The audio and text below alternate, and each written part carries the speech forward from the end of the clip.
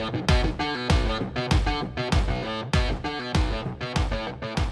here with Sam Jacobs, who is the founder of Revenue Collective.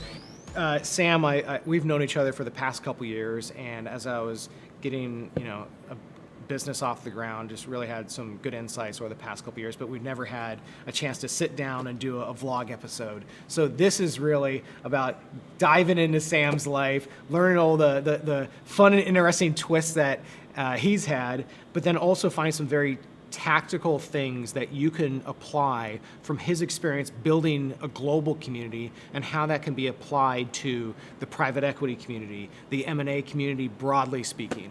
You said in the past month you've had an interesting turn of events. Let's dive in. All right, well, and I apologize to your viewers if this is too weird or strange, but basically I've been building high growth companies in New York for 20 years, and I was at actually an ACG conference many years ago in New Orleans, and there was some vision board where you're supposed to write what you wanted to achieve or some wish for yourself, and what I wrote is I want to achieve my full potential, which is a way of saying that I didn't think that I was there in terms of who I wanted to be as a person.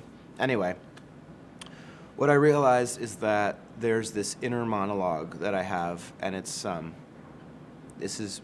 again, apologies to the viewers, but I'm just going to go for it. It's foundational. The way that the things that happen to you in childhood are very early age, the feelings that you have that kind of calcify into, it's like a water reservoir through which all of things flow. And what I mean by that is all of your thoughts, all of your inner monologue, all of the way that you view the world is formed at an early age. It's through a filter. And I always thought that I was never aware of that filter. So I was on the surface with myself thinking that I was empathetic, I was kind, I was a good person, I was working hard. At the same time, that filter was telling me that I wasn't good enough and that I was a disappointment.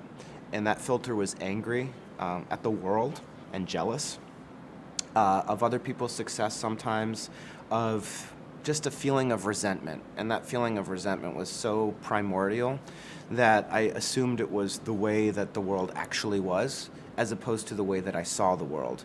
So the point that I make, so what was the thing that changed? I've just been doing a lot of thinking about this.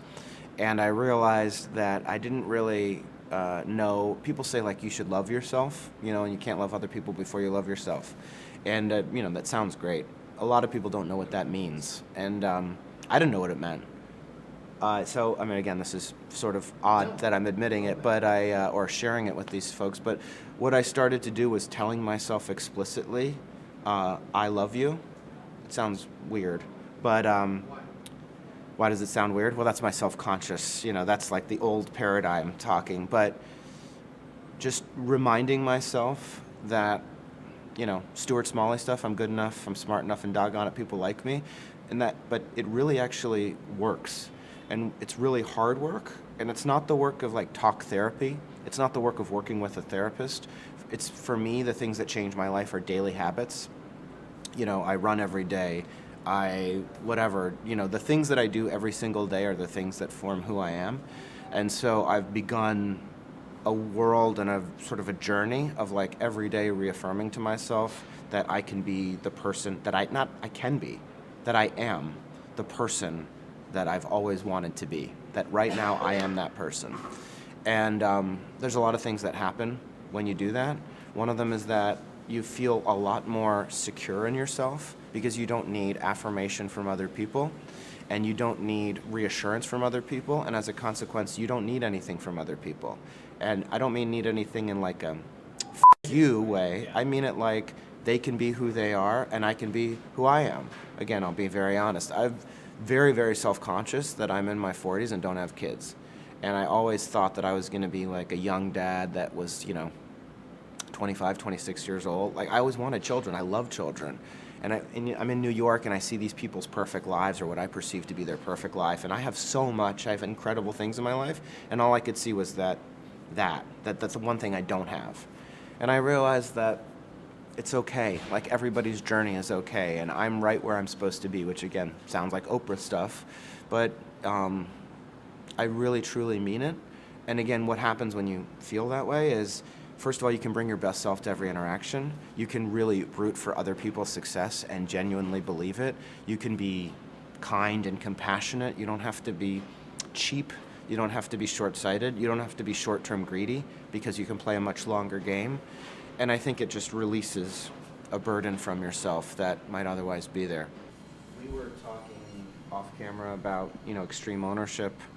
And, a lot of us, I'm reading it for the first time, and a lot of those concepts are parallel concepts, which is that you can just take responsibility for your whole life, but not in a negative way, not in a like, you suck, you need to do more, just responsibility. Like, I have agency over the things that happen, and everything that's happening, if I give my best self, which I do, it'll be okay. As I said, I've been kind of like VP of sales, CRO, VP of marketing at high growth companies in New York for 20 years. Some of those were selling to your constituents, at Axial, running sales and customer success for a company that provided deal flow for lower middle market private equity companies. And so I've been doing that. Two things have been happening. One of them is that the playbook, how to be a VP of sales, VP of marketing, how to do marketing to the point of this vlog, that is shifting every day in real time. The tools that you're going to need as a VP of sales to be successful are changing. The second thing that's happening is that our tenure, I think there's a secular shift in the workforce, but I can tell you that at the executive level, I used to think it meant something. If you're going to be a chief revenue officer, I used to think that would mean maybe they put out a press release. Maybe you're going to be there for 3, 4, 5 years. The average tenure of a customer-facing executive at a high-growth company, and what I'm defining as high growth is mostly venture-backed, although it could be any company, or growth equity-backed. The average tenure is 17 months. So what that means is that we're all, and I think a plurality. It's not like 90%, but a plurality is people getting fired. And the other part of it is just it's a fluid, flexible job market. So what does that mean? That means that there is no longer more than, we've talked about this, right? We've talked about how in the 50s you could go work on the floor for Ford and be there 20 years and get your pension. Obviously there's no pensions anymore, but now there's no guidebook for any part of your career, to the point of your life story, Jordan, and my life story. And there needs to be, or I thought there needed to be, some kind of connective tissue, something that linked a career together, or at least provided tools and resources for professionals so that they felt they could sleep better at night.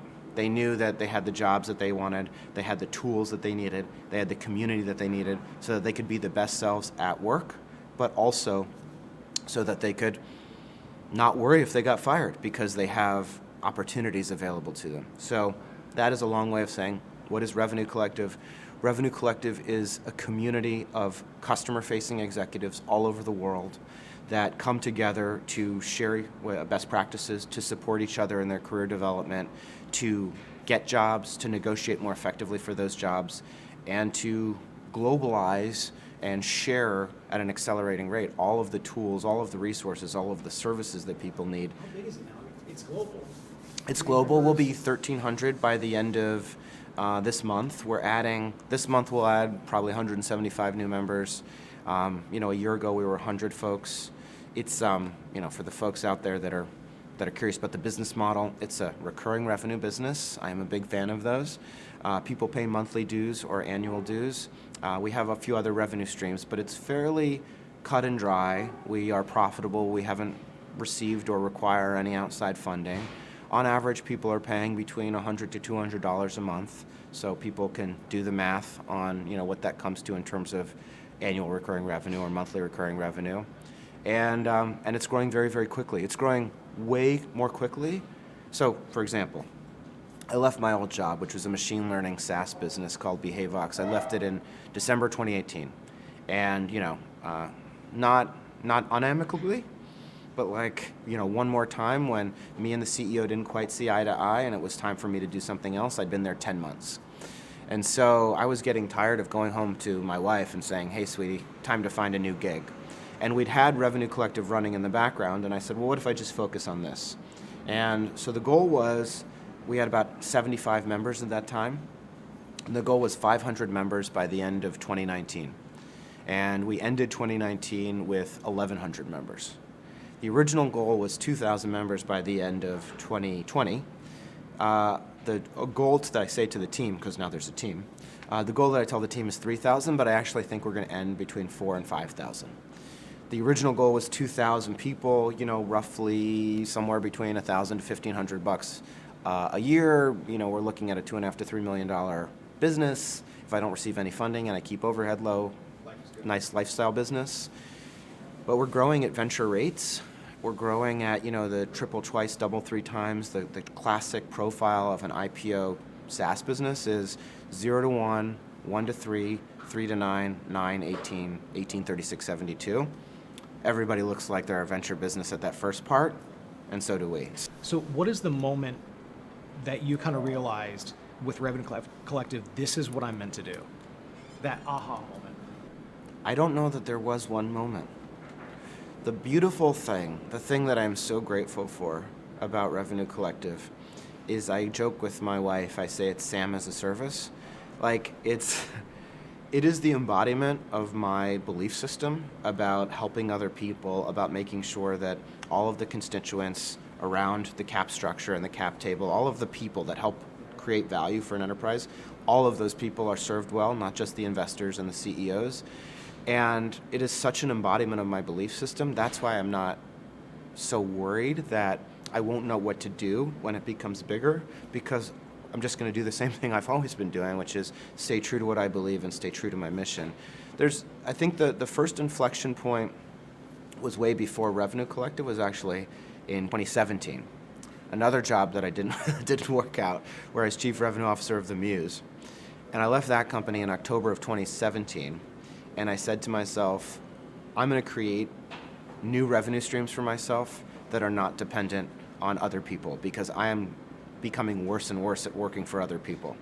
And that is when I first monetized Revenue Collective. We started charging dues January 1, 2018. That's when, right after that, I started the Sales Hacker podcast with Max Altschuler. Right after that, I started a consulting business. And for the first time, I realized that, I don't need other people. I know how to go out there and make money. And I'd always thought, I've gone into other companies, other people's businesses, and I've always thought, if I can get, a big boulder, even if it's just like a 3-degree downward grade, if I can just get it moving, I can make that thing run 100 miles an hour. I just don't know where the boulder comes from. And what I mean by that is some kernel of traction, some business idea that warrants further momentum. Once there's that, now in the past, other people had that. They were the owners of that. Peter Lehrman started Axial, and Mark Gerson and Thomas Lehrman and Alexander St. Amand started Gerson-Lehrman Group. So other people had that kernel. So now with Revenue Collective, I finally found something that is my kernel, that now I can shove it down the hill and get it going 100 miles an hour. One of the things that I've really longed for in the M&A community is a sense of community where you can build meaningful relationships and have a forum to do that, and also to leverage online platforms like LinkedIn to create meaningful interaction that's more than just a congrats. And so I'm curious to know, what are some of the key principles that you think you found or discovered through building a successful global collective of revenue leaders? So I will share with you, and this is good stuff here. So if you're out there, you can apply these. There's a couple principles here. The first is that community, to be in a community, you need to self-identify. The members need to self-identify as being members of that community. Otherwise, it's an audience. So a lot of people think that by building up an email list of 1,000 people, or I release a podcast and people listen to it, and they say, that's our community. No, it's not. That's your audience. That's fine. The community needs to interact with itself, and they need to raise their hand and say, I am a member of this community. So that's first thing. So what makes people want to do that? I think one of the things I've found, because I have been to a lot of ACG events, and I have been to Opus events, the diversity of function at these events impedes the ability to create viable community. So within Revenue Collective, there's lots of people that are not allowed to join.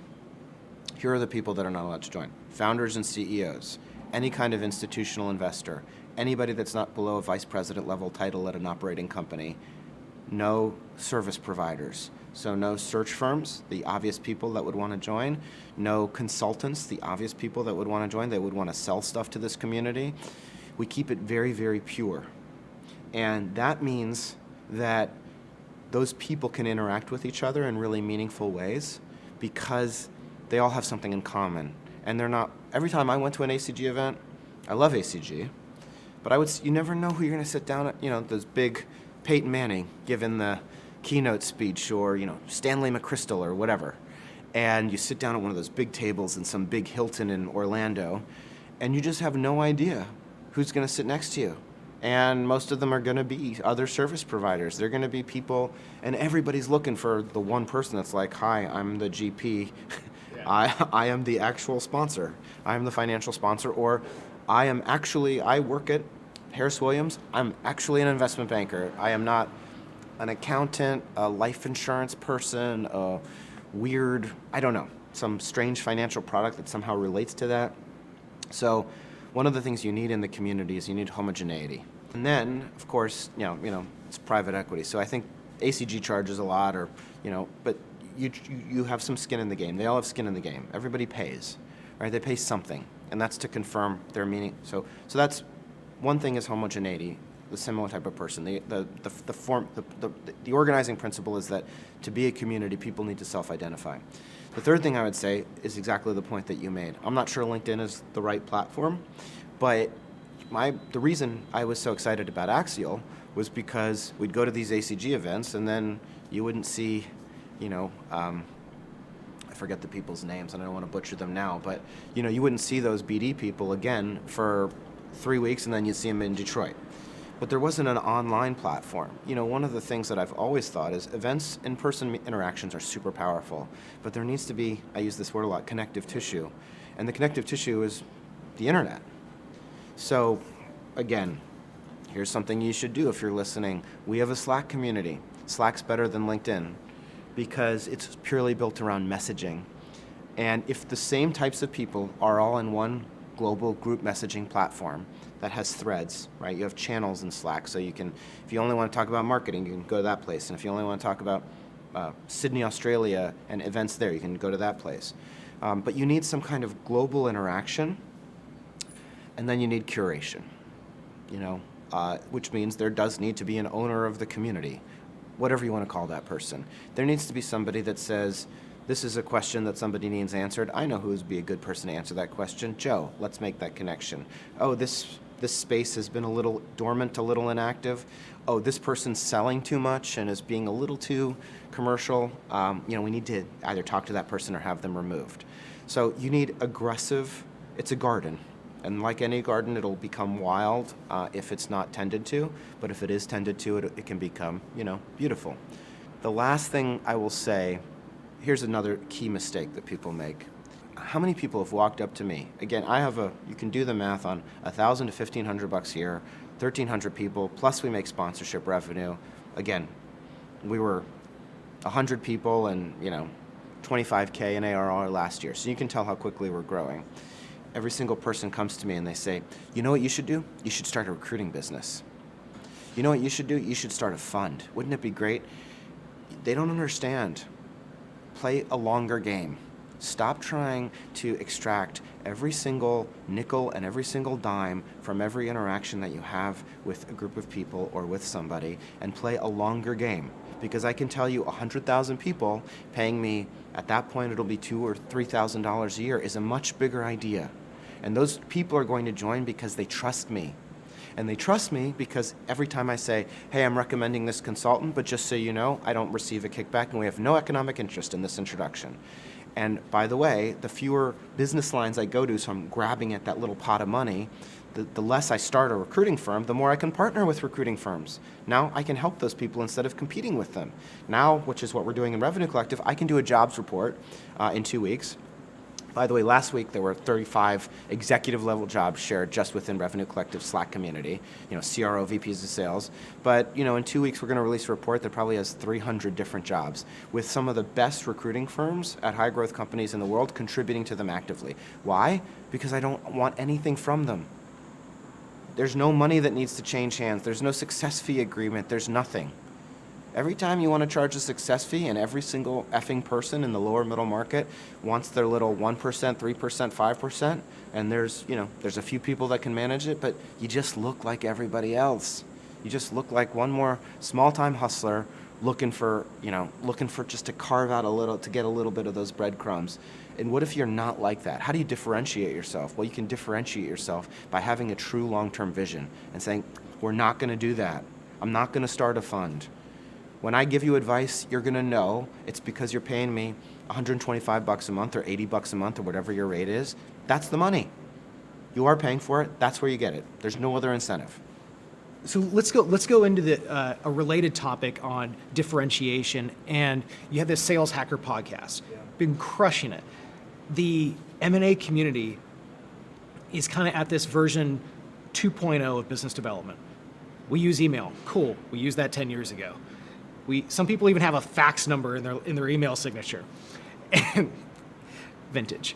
And so I think that the M&A community is using old tactics and is not evolving in terms of their messaging.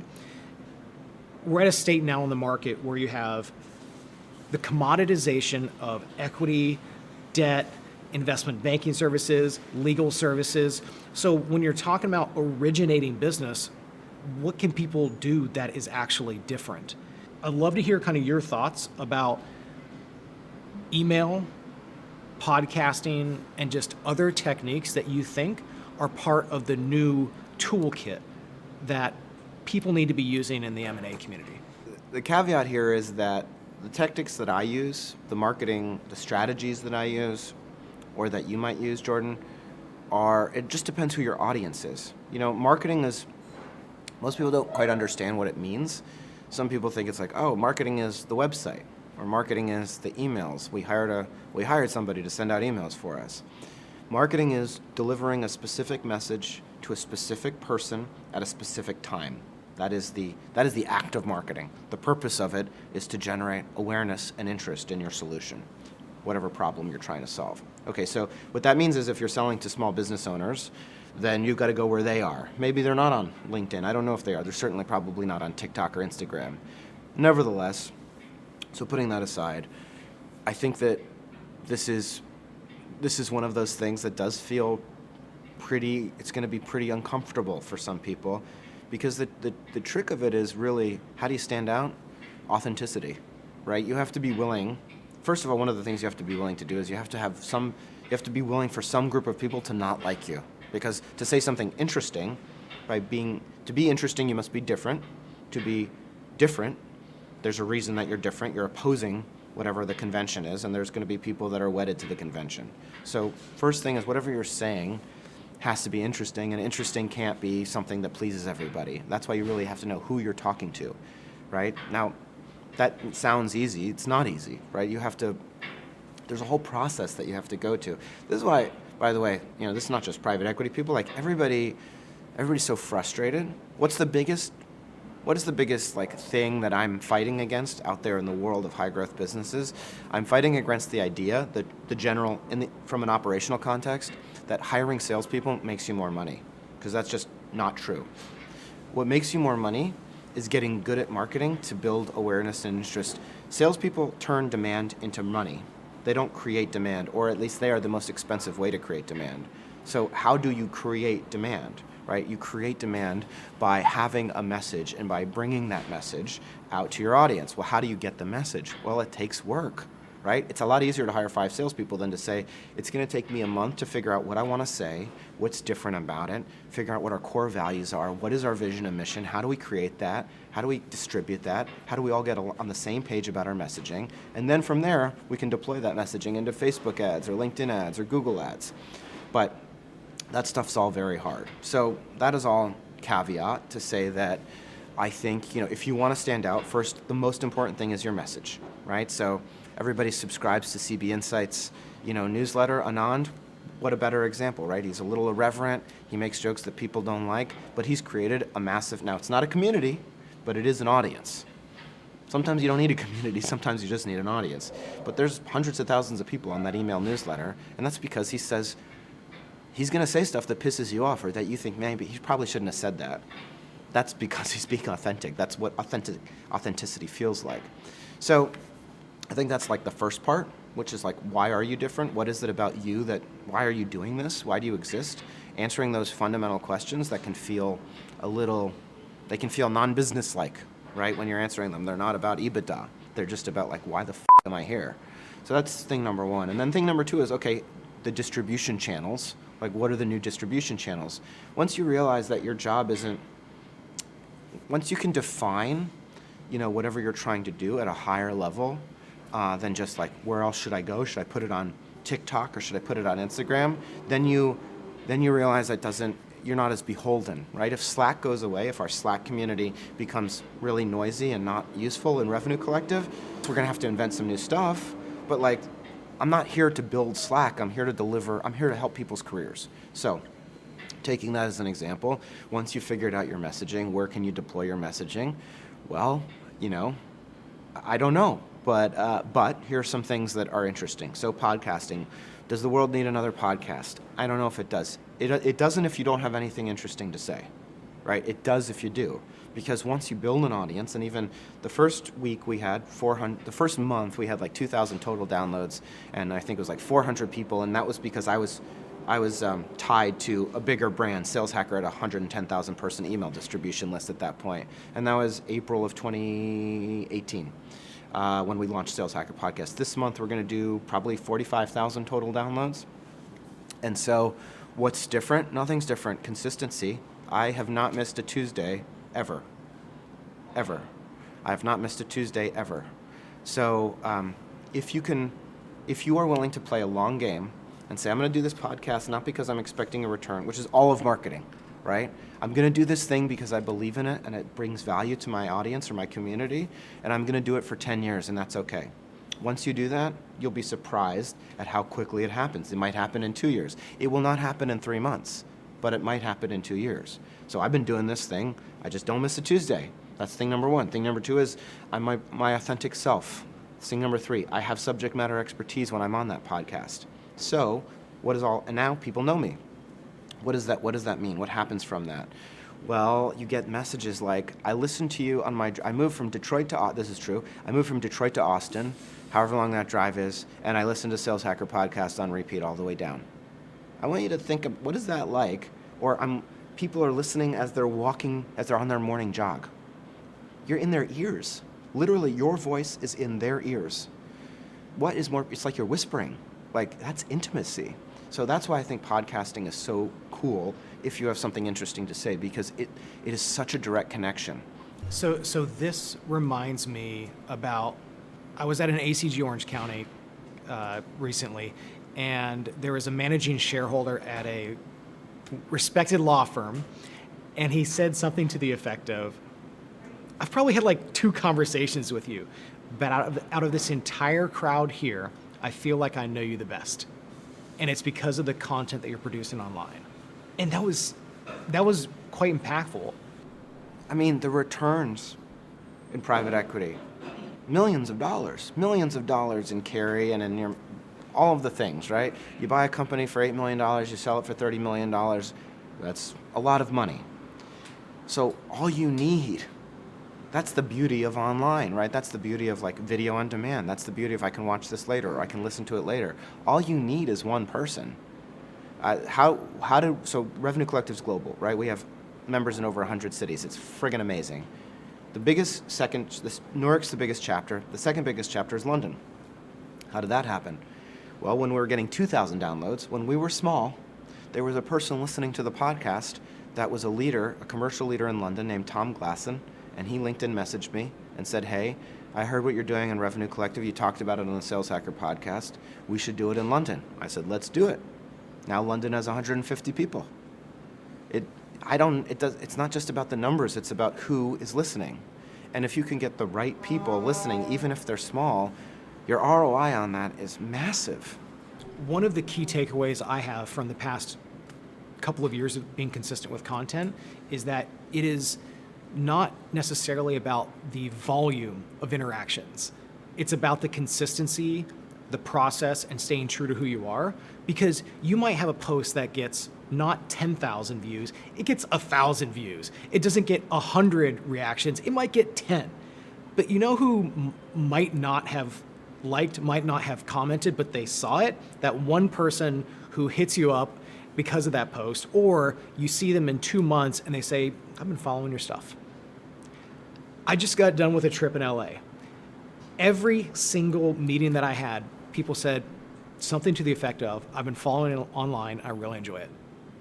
Not one of them has liked or commented on my posts.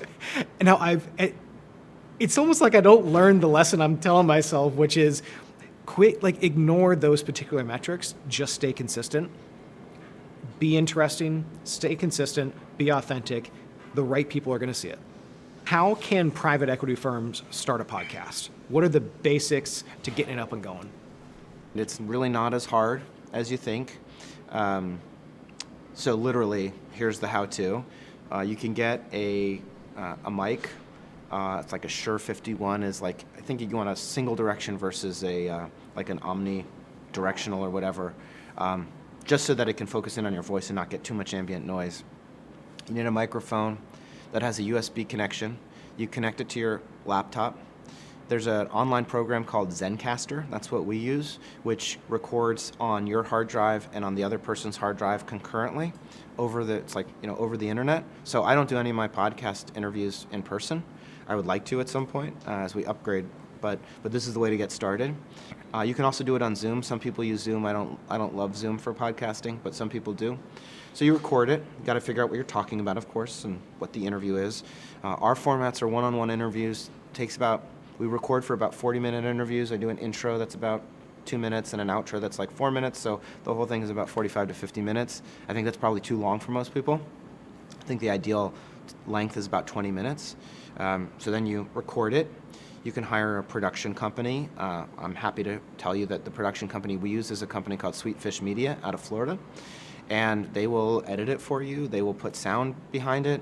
The sound in my podcast is from when I was in a band. It's this band called Lipstick, Lipstik, no C. It's a terrible name, but the music songs are pretty good. But they will put all the sound design for you. They will edit it, and then they will upload it. And there's a platform. There's a bunch of platforms, but one of them is called Libsyn. That's the one that we use, Liberated Syndication. You upload it to there. You push it out to Apple, Spotify, all the things, and then you get to work telling people. And it's really not very expensive, and you can. You need a contract graphic designer, you need somebody to do the sound editing, you need guests, and then you need to your point, Jordan, never miss a week. So. I don't want to steal your thunder. I think it's your point. It was both of our points. So that's how you do it. Again, you just have to understand, that this is a long-term thing. You're investing in this stuff not for tomorrow. Who cares what happens tomorrow? Who cares what happens next week? Who cares what happens in the next 2 months? This is something that you are committed to doing. This is so the importance of being consistent as a foundational principle. It's like you have to work that muscle to be consistent, and that being part of the foundation makes everything else better. And it's almost like develops this framework of life, because I'm typically inconsistent. And this has helped me to learn how to be consistent. You have to pick a few things to be consistent about. I like my resolutions for this year. They are so simple, and they are also not. They're not like you have to lose 5 pounds, and you weigh 180 something now, and you got to weigh 179 by X. I understand that that's a perfectly good goal setting framework, but for me, I can tell you my 2020 resolutions. And this is going to sound funny. I don't mean this in any weird way, but love yourself every day, read, write, exercise. That's it. And then it's treat others with compassion and be your authentic self. Like, I'm trying to be a nice person to everybody I interact with, and then read, write, exercise. So then I'm like, okay, did I read today? Haven't read. And it doesn't matter. I'm not saying read business books. I'm reading a science fiction right now. It's write something, journal. So because I find that the act of journaling is really therapeutic for me, and I just, running is my church, and I have to go for a run every day or I go crazy. And then it's like, hey, remind yourself every day, that you're awesome. You're a good person. Like, you're there. You're already there. You deserve every good thing that happens to you, because why not? You certainly deserve it as much as anybody else. There are my New Year's resolutions. I can get them done. It's really easy. That's how I can be consistent. Is there a time when back against the wall? My back was against the wall from 2010 to 2017. So, and why is that? That's because, they say divorce is for the very rich or the very poor, and nobody in the middle. And I had just made a little bit of money in 2009 when my now ex-wife filed for divorce. And that was, what else was 2009? Oh, the financial crisis. Perfect.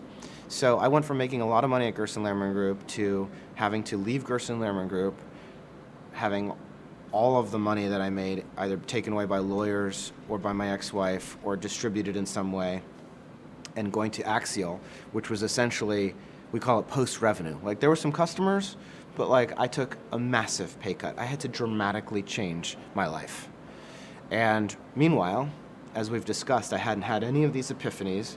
Some of these epiphanies might have made me an easier coworker, but I hadn't had them. As it is, I'm not a very good coworker. I'm a better CEO than I am a VP of sales. So for those 7 years, I was in a state where my livelihood and my future, because I was not bankrupt, but counting debt, insolvent, for those 7 years, I was having to fit a square peg into a round hole to please people that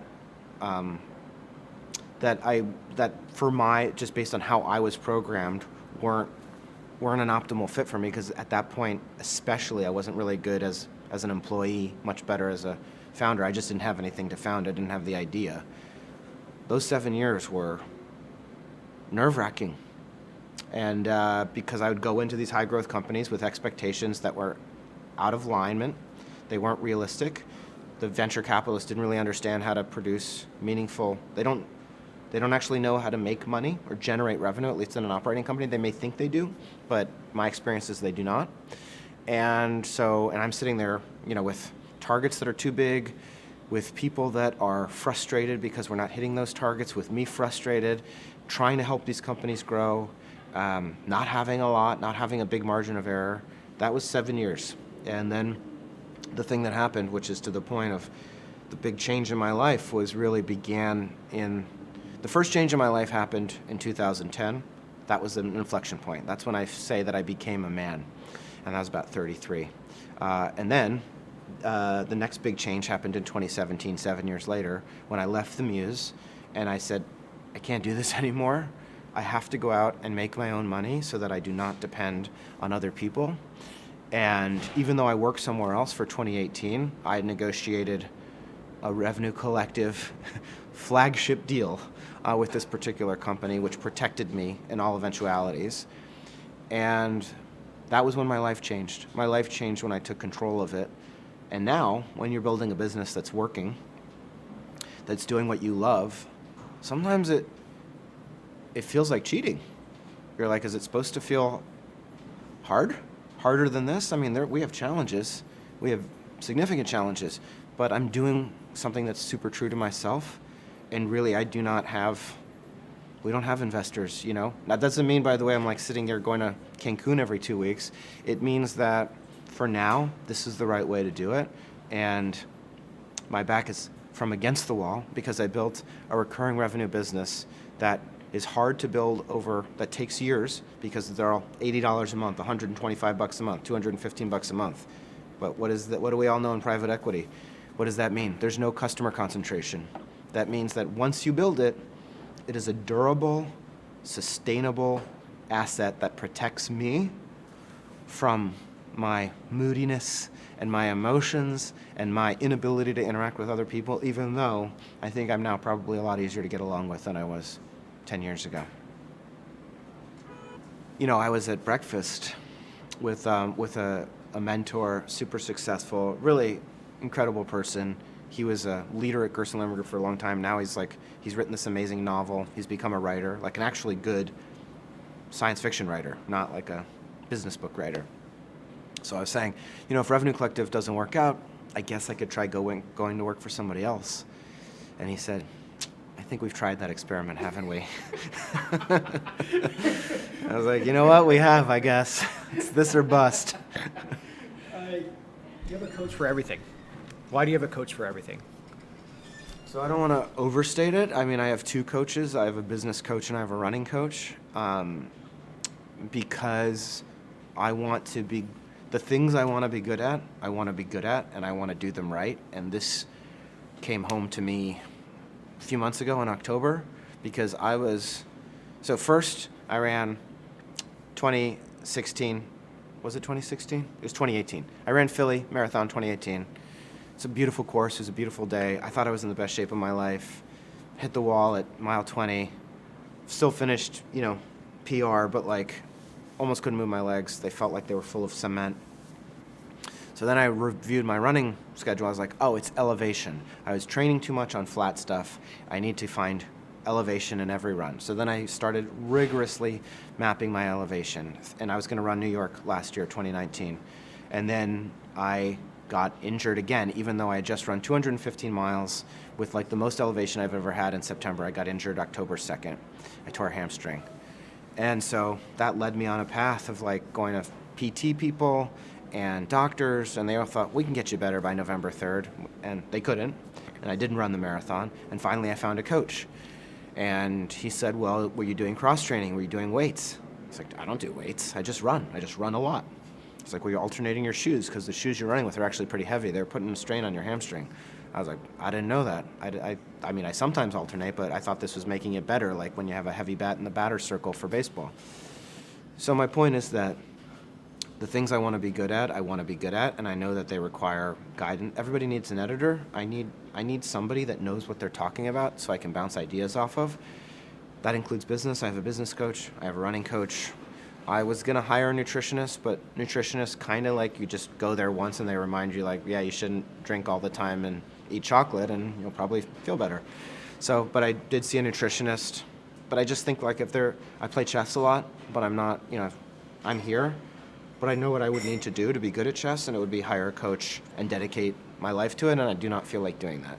So I'm content to be average at chess, but I'm going to be good at running, and I'm going to be good at business. A lot of the audience here is in private equity, private credit, investment banking, portfolio company managers. How could Revenue Collective be relevant to them?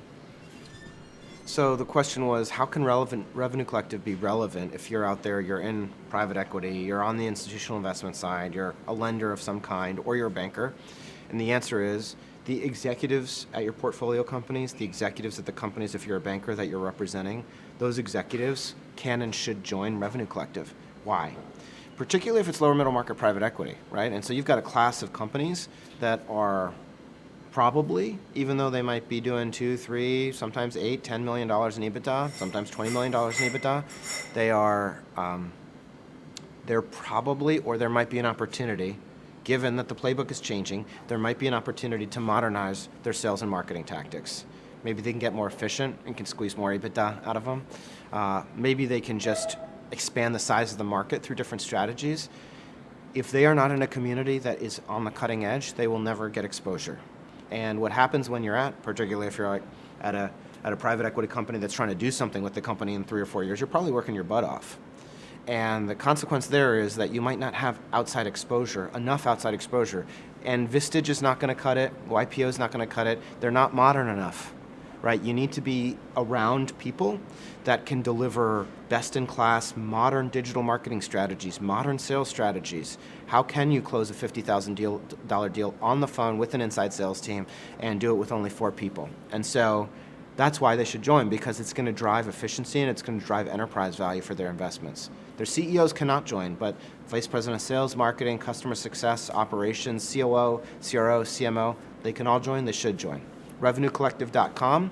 Go to the website, the bottom of the page says apply now, click there, send them my way. Well, I think the other interesting thing is that it sounds like a lot of the members are also part of high growth companies and at different stages in a business evolution, and being around people who are very different and facing different sales problems and revenue problems and challenges, it's good to be around that.